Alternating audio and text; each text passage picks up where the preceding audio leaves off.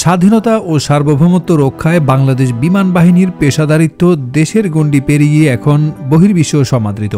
বিমান বাহিনীর ভাণ্ডারে জঙ্গি বিমান, প্রশিক্ষণ উড়োজাহাজ ছাড়াও রয়েছে সর্বাধুনিক মডেলের পরিবহন প্রশিক্ষণ উড়োজাহাজ, বিভিন্ন ধরনের হেলিকপ্টার, উন্নত প্রযুক্তির আকাশ প্রতিরক্ষা ব্যবস্থা, আবহাওয়ার রাডার, স্বল্প পাল্লার ক্ষেপণাস্ত্র ব্যবস্থা, ভারী ও মাঝারি মানের মিসাইল ও গোলাবারুদ সামগ্রী। তবে আঞ্চলিক ও প্রতিবেশী দেশগুলোর তুলনায় আকাশ সক্ষমতায় অনেক গুণ পিছিয়ে আছে বাংলাদেশ।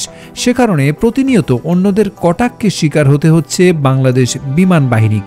বলা হচ্ছে বাংলাদেশ বিমান বাহিনীর ভাণ্ডারে নেই অত্যাধুনিক যুদ্ধ বিমান। মান্দাতা আমলের F-7MB দিয়ে কি ঘোড়ার ডিম করবে বাংলাদেশ? তাই চোখ রাঙাতেও কার্পণ্য করছে না অনেকেই। অবশেষে সেই বদনামেরই উচিত জবাব দিতে যাচ্ছে বাংলাদেশ। বাংলাদেশ বিমান বাহিনীর প্রধান air chief marshal Hasan Mahmud Khan বিমান বহরের মানোন্নয়নের প্রয়োজনীয়তার উপর গুরুত্ব দিচ্ছেন।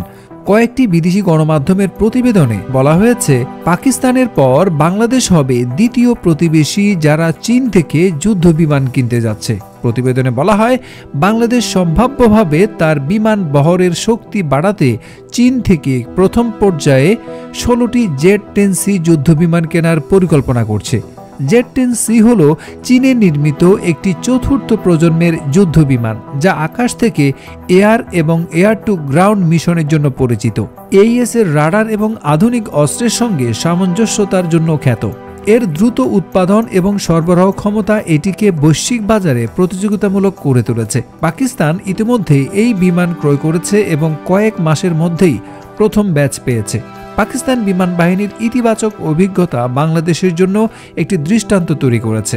চীনের সঙ্গে বাংলাদেশের দীর্ঘদিনের প্রতিরক্ষা সম্পর্ক এবং চীনা যুদ্ধবিমান পরিচালনার অভিজ্ঞতা ZF-10C কেনার ক্ষেত্রে একটি সুবিধাজনক পরিস্থিতি তৈরি করে। চীনের কাছ থেকে সরঞ্জাম কেনা বাংলাদেশের জন্য সরবরাহ এবং রক্ষণাবেক্ষণ উভয় দিক থেকেই সহজ। পশ্চিমা যুদ্ধবিমান কেনা বাংলাদেশের জন্য রাজনৈতিক ও অর্থনৈতিক সীমাবদ্ধতার কারণে অনেক ক্ষেত্রে কঠিন। রাশিয়ার তৈরি বিমান পেতে বাংলাদেশের সময় লাগবে, কারণ তারা ইউক্রেনের সাথে যুদ্ধে জড়িত। এসব পরিস্থিতি ZF-10C-কে বাংলাদেশের জন্য একটি কার্যকর বিকল্পে পরিণত করেছে। সব দিক বিবেচনায় আপাত দৃষ্টিতে যেটি মনে হচ্ছে তা হল, চীনা ZF-10C কেনার মাধ্যমে বাংলাদেশের আকাশ প্রতিরক্ষা সক্ষমতাকে উল্লেখযোগ্যভাবে বৃদ্ধি করবে। ফাইটার জেটের পাশাপাশি বাংলাদেশ অ্যাটাক হেলিকপ্টার কেনার দিকেও জোর দিচ্ছে বলেও কয়েকটি গণমাধ্যমের খবরে বলা হয়েছে।